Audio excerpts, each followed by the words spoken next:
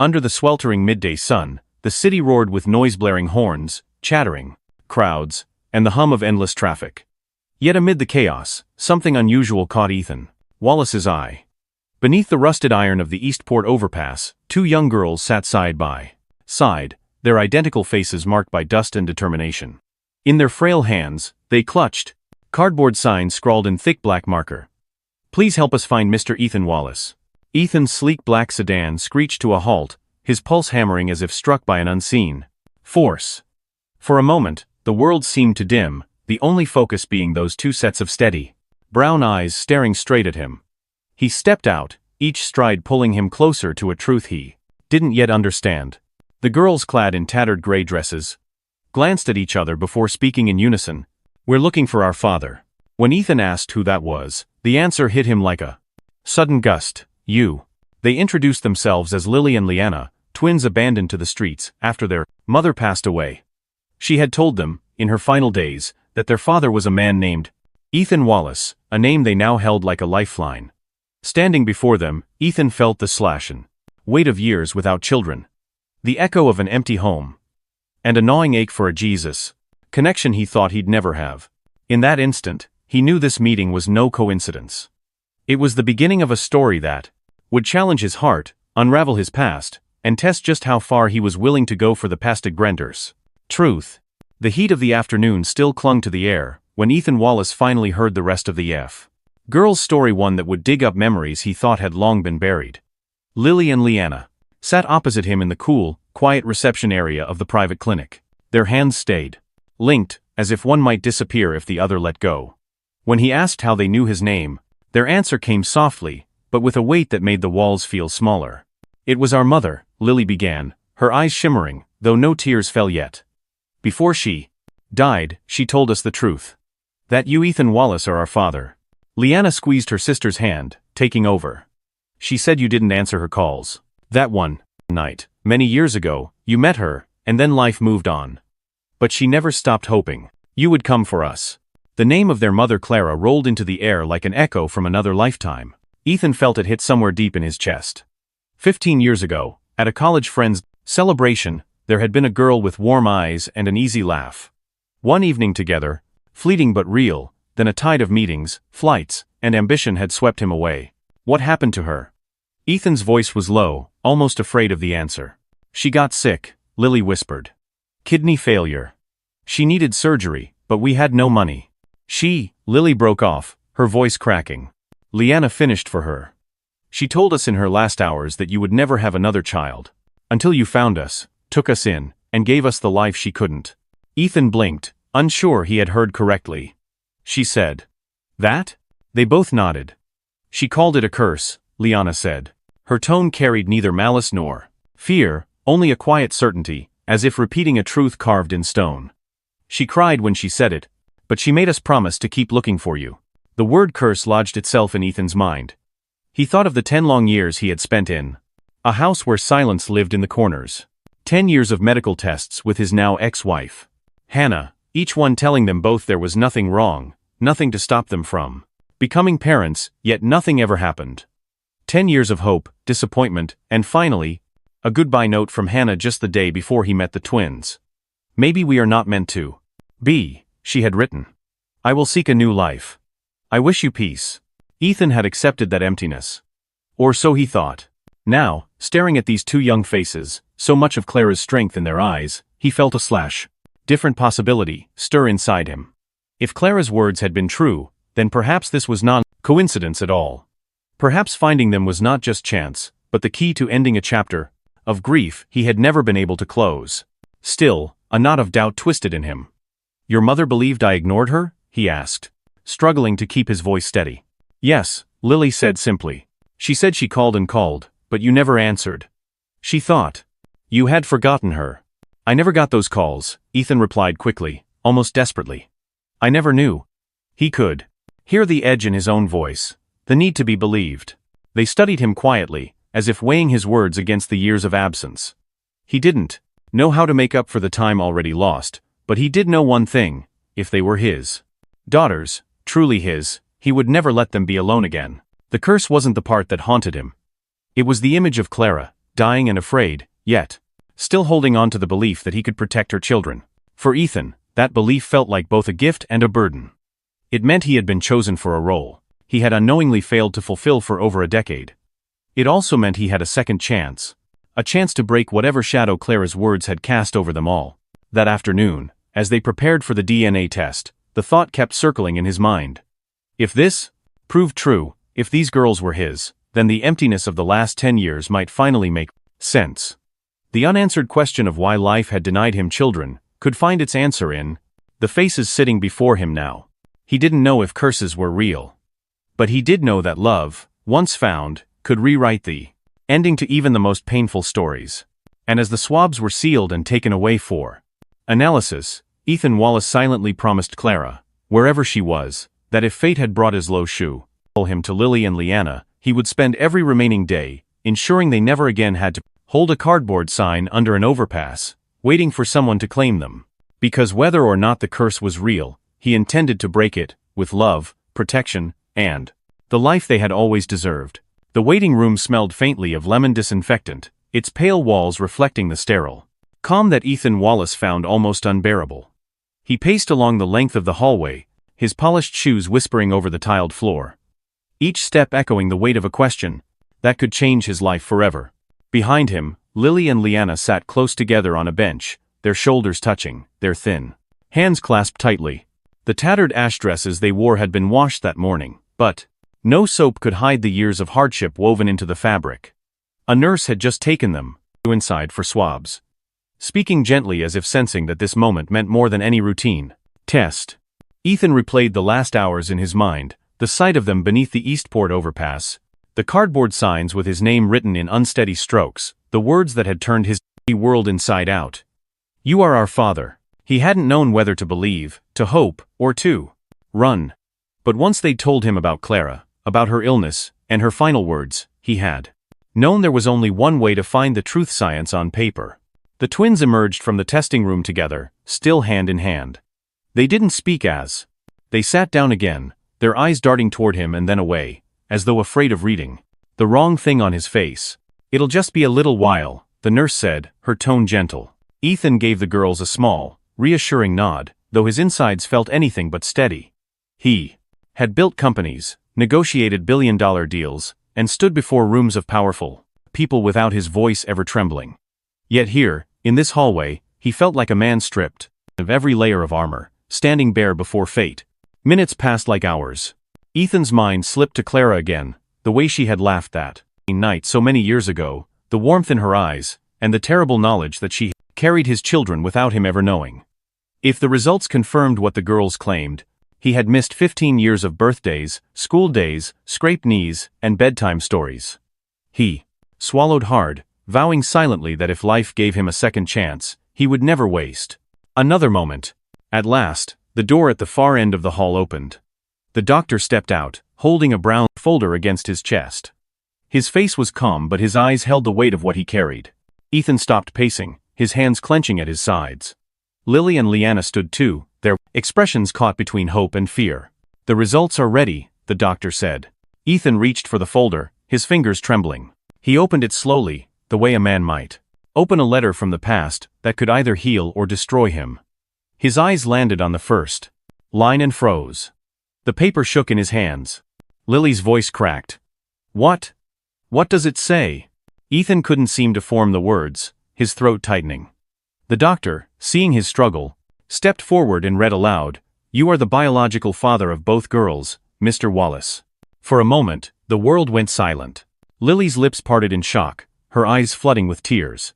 Leanna covered her mouth, then let her hands fall so she could look straight at him. You're our father, she whispered. Ethan's voice broke as he answered, Yes, I am. In the next breath, he closed the space between them and wrapped both girls into his arms. The thinness of their shoulders under his hands hurt him almost as much as the years they had spent without him. I didn't know, he said, his voice raw. If I had, you would never have lived like this. I'm so sorry for everything. They clung to him, as if afraid he might vanish. And in that moment, Ethan felt something inside him loosen and break open. 10 years of unanswered questions, of quiet dinners in an empty house, dissolved into the warmth of their embrace. When they finally pulled back, Ethan looked at them both, his decision already made. "You're coming home with me. Not for tonight, not for a week, forever." The drive to his estate was quiet, but different now. Lily pressed her cheek against the leather seat, as if memorizing the feel of it. Liana stared out the window, watching the city blur into green lawns and high gates. When the car rolled to a stop, the mansion's doors opened to a place that had known only silence for years. That night, the long dining table no longer felt like an empty monument. It had 3 plates, 3 sets of cutlery, and the sound of voices that, for Ethan Wallace, meant the start of a life he thought he'd never have. From that day on, the mansion would no longer be just his home, it would be theirs. The first morning in Ethan Wallace's estate felt like stepping into a different universe for Lily and Liana. The faint laughter of the twins, drifting up from the kitchen, was the first sound to greet him, a soft, almost cautious melody in a house that had been silent for far too long. They sat at the counter, their ash dresses now freshly laundered, their hair combed and still damp. The housekeeper placed steaming plates of yam and eggs before them, and they murmured polite thanks in unison, their voices low but clear. Ethan lingered in the doorway for a moment, watching them. It struck him how naturally they leaned toward each other when speaking, how they seemed to exist in a shared rhythm built over years of surviving together. When they noticed him, both straightened slightly, offering shy smiles. "Good morning, my girls," he said, taking a seat across from them. "Eat well. Today, we're going shopping." The day unfolded like a slow awakening. In the car, Lily pressed her face close to the window, naming every store and billboard they passed as if cataloging a new world. Liana's attention was fixed on the GPS screen, fascinated by how the little blue arrow moved in real time. Ethan kept asking gentle questions, what foods they liked, whether they enjoyed reading, what dreams they carried. At first, their answers were cautious. But when Lily admitted they loved numbers, and Liana confessed their fascination with computers, something in Ethan warmed unexpectedly. He promised they would each have their own laptop by the end of the day. At the mall, the girls' wonder was both joyful and heartbreaking. Lily stopped in front of a mannequin wearing a white summer dress, her fingers brushing the hem with reverence. Liana stood in an electronics store, eyes fixed on a display of sleek laptops, her hand hovering over the keyboard like it was a fragile relic. Ethan bought them dresses, sneakers, school shoes, and bags.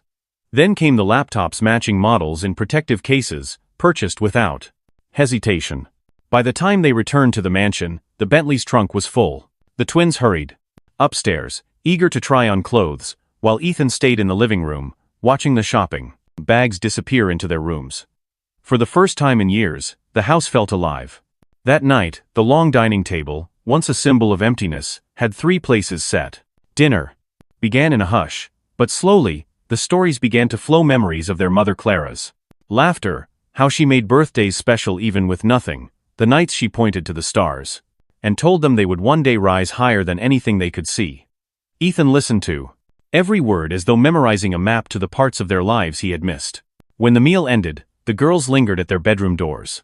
"Good night, sir," they said in unison. He stepped closer, resting a hand on each of their shoulders. "It's not sir anymore," he told them gently. "It's Dad." Their throats tightened, but they managed the words, "Good night, Dad." Over the next days, a routine began to form. The girls explored the mansion room by room, testing the plushness of the rugs, marveling at the chandeliers, standing by the windows as if the view itself was something to own. Ethan arranged for tutors to assess their schooling level, and the results confirmed what he already sensed: they were bright, eager learners who had been denied opportunity, but not potential. Evenings became their shared time.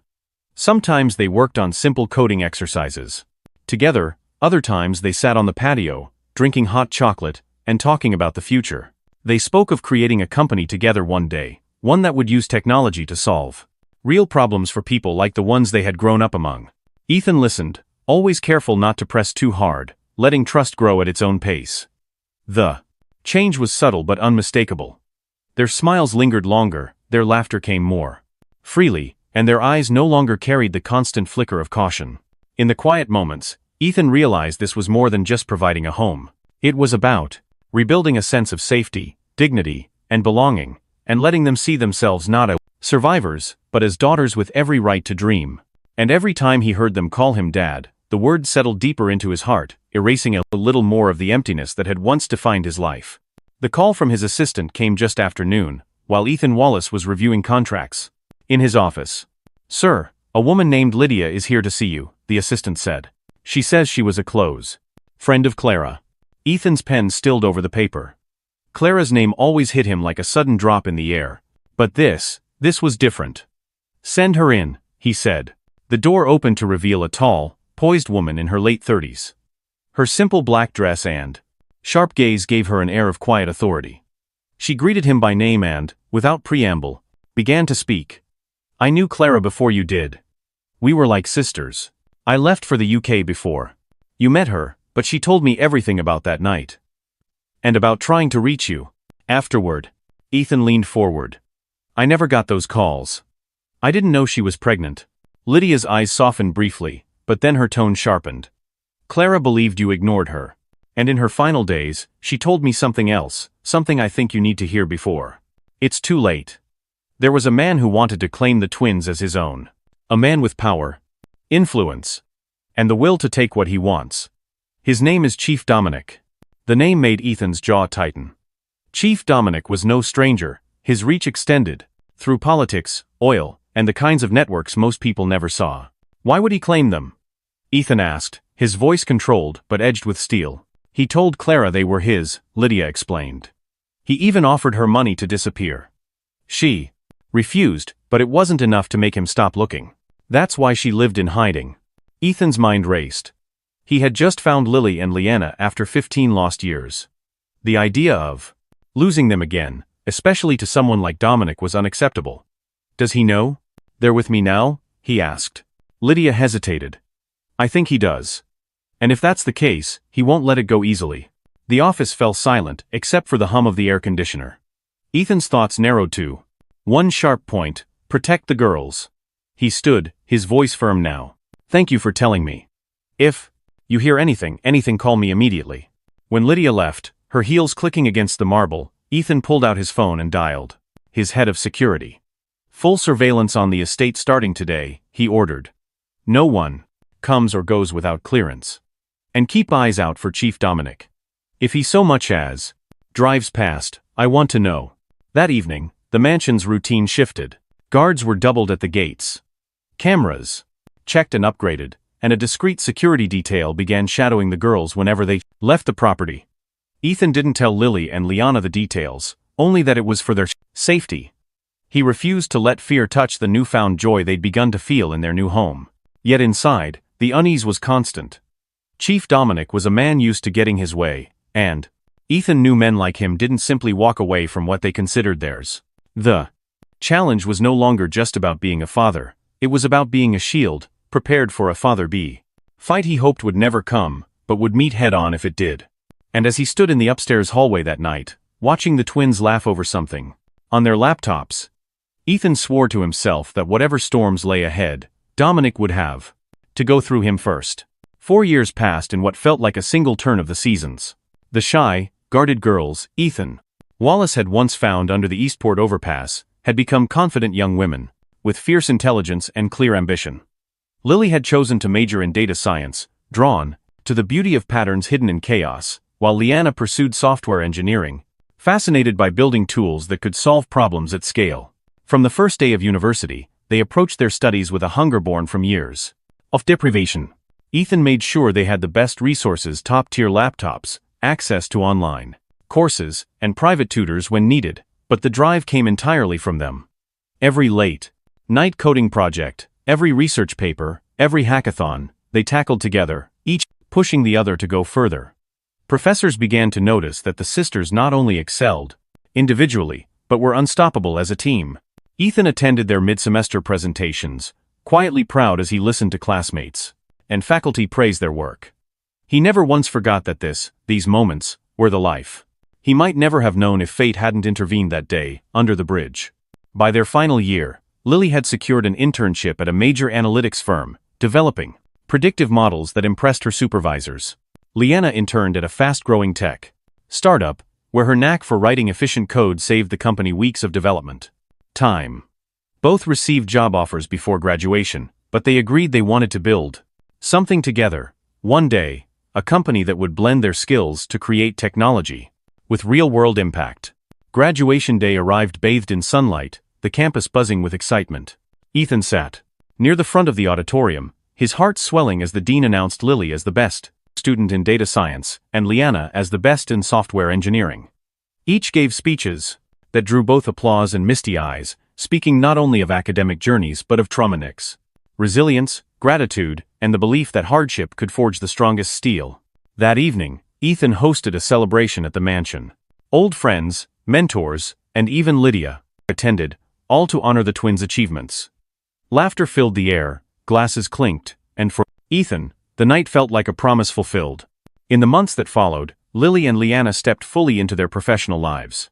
Lily joined a global consulting firm as a data analytics consultant, while Liana took a lead developer role at a respected software company. Though their jobs kept them busy, they still met every Sunday for dinner at Ethan's home, bringing stories from their week, brainstorming ideas for their future joint venture. It was during this time that love quietly entered their lives. Lily met Michael, a steady, thoughtful colleague who admired her sharp mind and unshakable work ethic. Liana met Adrian, a spirited entrepreneur with a quick wit and a deep respect for her talents. Ethan met both young men over casual dinners and found himself approving, though he kept his fatherly caution close at hand. 3 years into their careers, on a calm autumn evening, the twins walked into Ethan's study together. He looked up from his desk, immediately sensing the weight of whatever they were about to say. "Dad," Lily began, her smile tinged with excitement. "Michael proposed to me last week. And Adrian proposed to me yesterday," Liana added, her grin matching her sister's. Ethan blinked, momentarily stunned, before a slow, proud smile spread across his face. "So, my daughters are leaving me on the same day?" "Not leaving," Lily said gently. "Just expanding the family." The weeks that followed were filled with wedding preparations. The sisters decided on a Crichton double ceremony, wanting to share yet another milestone in their lives. Ethan spared no expense: florists, caterers, musicians. But what mattered most to him was that the day reflected their journey. He requested a moment during the ceremony to speak, not as a wealthy businessman, but as a father who had been given the gift of 2 extraordinary daughters. When the wedding day arrived, the venue, a sunlit garden estate, was a vision of white roses and soft music. Guests gathered, many unaware of the full story of how this family had come to be. Ethan waited at the entrance, his heart beating fast, as Lily appeared in a gown that seemed to catch the light itself, and Liana followed, equally radiant. Walking them down the aisle, one on each arm, Ethan felt every step as both an ending and a beginning. At the altar, he placed Lily's hand into Michael's and Liana's into Adrian's, whispering, "You are my greatest blessings." The reception was filled with music, laughter, and heartfelt speeches. Ethan told the story of the day under the bridge, not every dark detail, but enough for everyone to understand the bridge miracle of the moment. As the sun set and fairy lights lit the garden, Lily and Liana pulled him onto the dance floor. "Both of you at once?" he laughed. "Always," they said together. And so, with one hand in each of theirs, Ethan danced under the stars, the emptiness of his past replaced by a future filled with love, pride, and the unshakable bond of a family he had fought to protect. The morning of the wedding dawned bright and golden, the kind of day that seemed hand-picked by fate. Benjamin Wallace stood at the tall windows of his study, gazing out over the sprawling garden estate, where the final touches were being placed.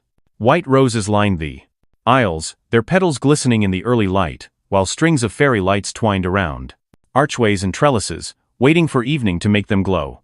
It was a rare moment of stillness for Benjamin, and in that quiet, his thoughts drifted backward 15 years back to the blistering sun under the Eastport overpass. He could still see them.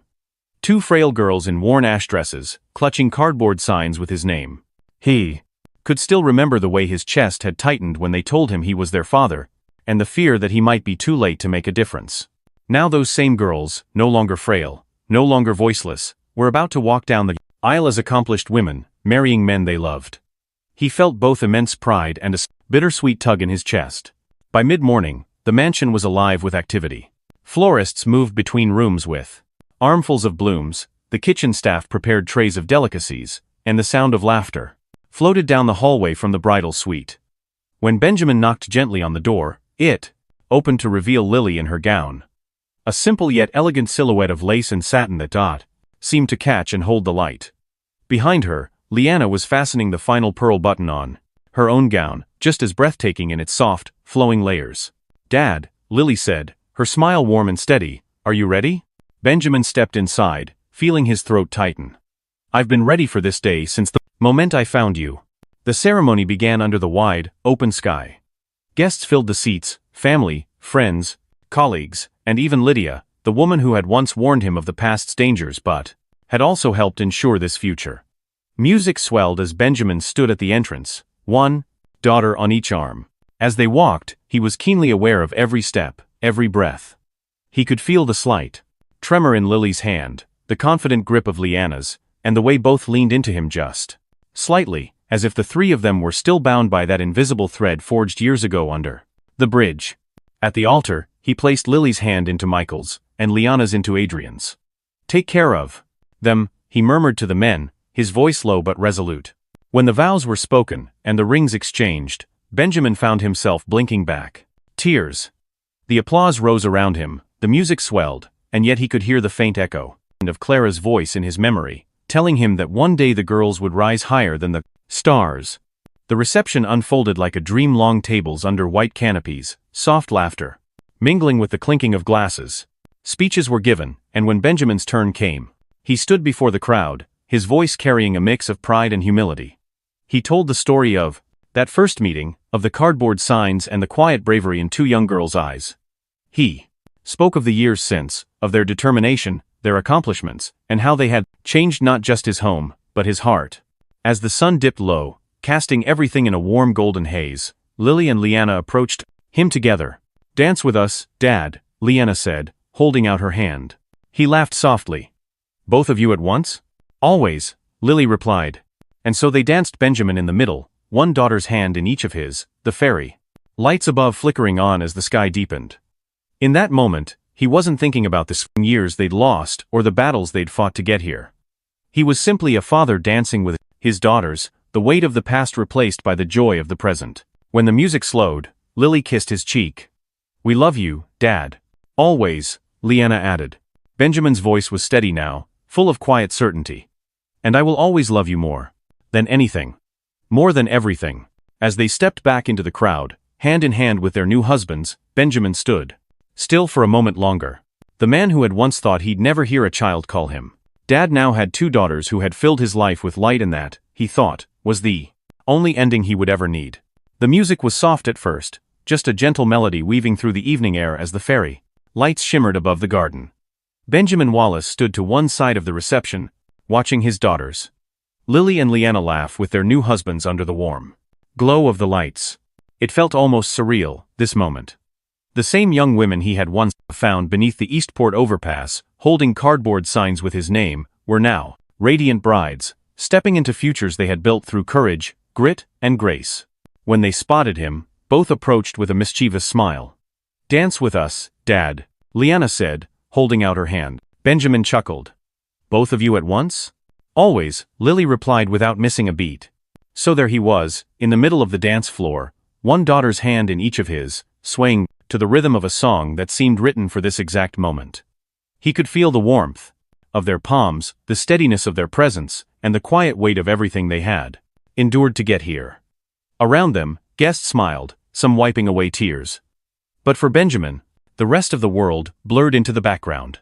As they danced, memories flooded in, the first shy "Good morning, Dad," over breakfast, the afternoon spent shopping for clothes and laptops, the long talks about their dreams, and even the tense days when shadows from the past threatened to take them away.